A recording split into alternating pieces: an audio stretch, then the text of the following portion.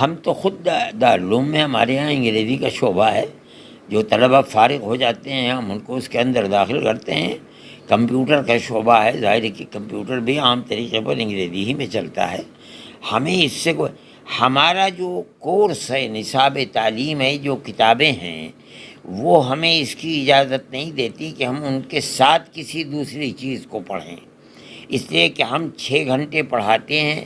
جو ہم نے پڑھایا ہے اگر اس کو طالب علم مغرب کے بعد یا اور عشاء کے بعد نہیں دیکھے گا تو وہ کامیاب نہیں ہو سکتا ہے۔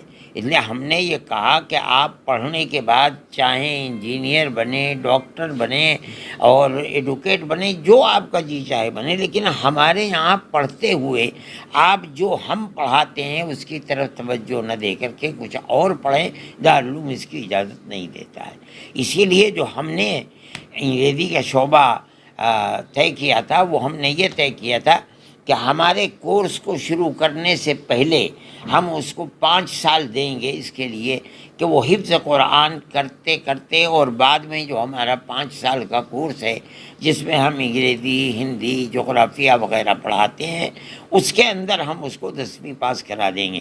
جس دن سے عربی تعلیم شروع ہوگی ہم کوئی چیز نہیں پڑھاتے۔ اب یہ لوگ آ گئے ہیں، دوسرے لوگ، انہوں نے یہاں سینٹر قائم کر دیے گئے ہیں، وہ طلبہ سے فیس بھی لیتے ہیں اور پڑھاتے ہیں۔ نتیجہ اس کا یہ ہوگا کہ طالب علم ہماری تعلیم کو نہیں پڑھے گا، ان کی طرف توجہ کرے گا۔ جو مغرب کے بعد اور عشاء کے بعد کا وقت ہے وہ اس کے اندر لگائے گا، تو ہمارے مدرسے کی تعلیم تو دوسرے درجے کی ہو جائے گی۔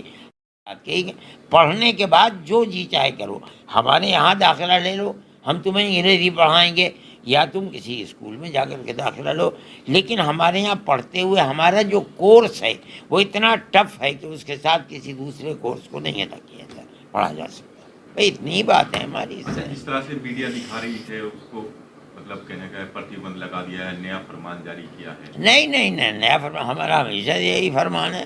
دارالعلوم کا یہ قانون ہے کہ دارالعلوم کے کورس کے ساتھ کوئی دوسری تعلیم نہیں ہو پائے گی، اس کو قبول نہیں کیا جا سکتا، ورنہ تو یہ کورس پورا نہیں ہو پائے گا۔